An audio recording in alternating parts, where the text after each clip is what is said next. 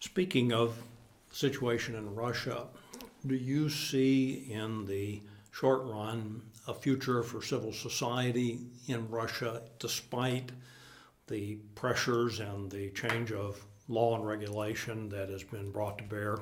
Absolutely. I think that there are a number of factors. One, that there are many very talented, intelligent, capable civil society leaders in Russia. That's one. They're just there. They're a reality.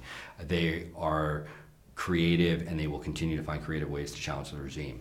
But an additional factor, a complicating factor for the regime, is that the experience of the last several years has also created a whole new reservoir of people, particularly young people, who now have a desire and an interest to be involved with politics.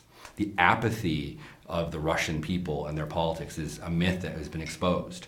And this is something that happens time and again. We're always told in every context that, well, here in Egypt, people aren't interested in politics. Well, here in China, people aren't interested in politics. How many times do we have to see people then come to the streets and try to become real agents of change in their politics to realize that this is something that we're told by regimes because they want it to be so, not because it is the case. So in the case of Russia, there's now a generation of people who see a correlation between their own political involvement and what the state does, and they will continue to test those boundaries.